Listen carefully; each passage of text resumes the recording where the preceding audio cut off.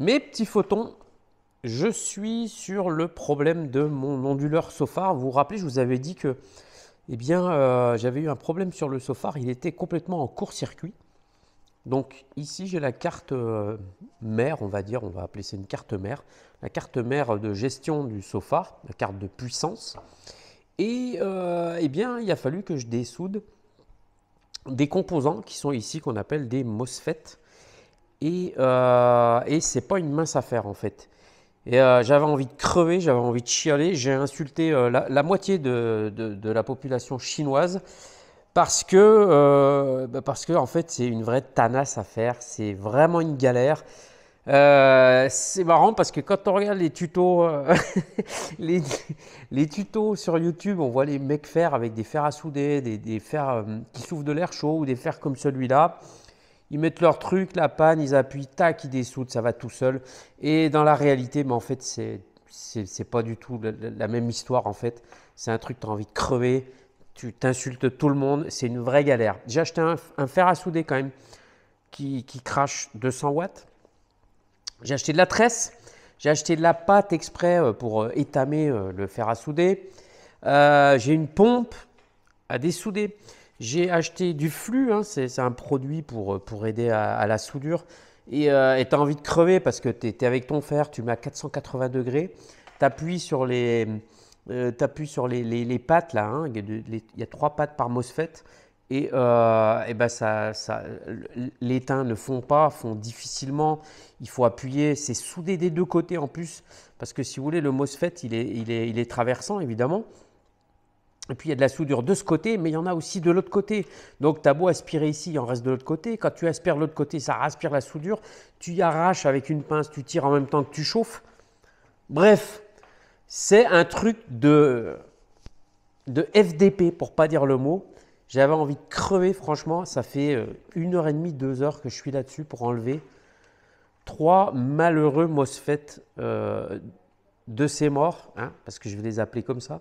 Donc, il y en a 2 de crevés. Et le troisième, en fait, je l'ai dessoudé.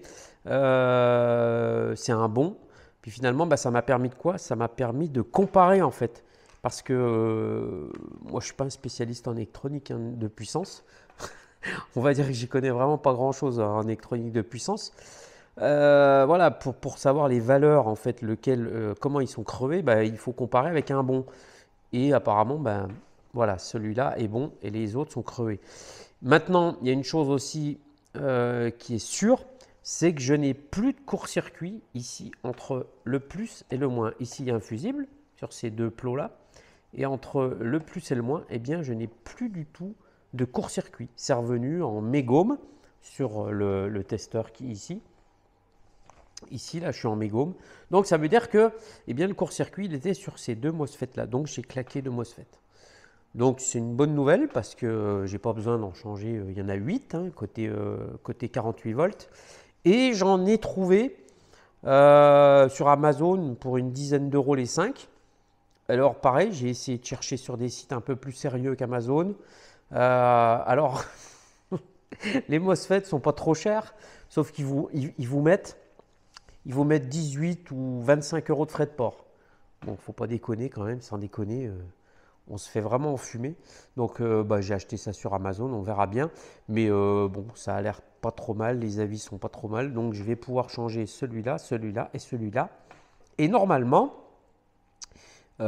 si tout se passe bien, l'onduleur Sofar devrait redémarrer à condition que j'ai pas cramé, je sais pas, c'est peut-être des régulateurs de tension, des résistances, des petits condos, bref.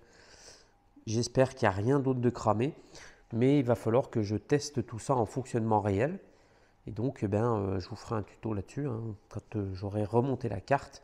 Donc, c'est pareil, la carte, ça n'a pas été une mince affaire à démonter. Je vous montrerai ça plus tard parce que j'y ai filmé.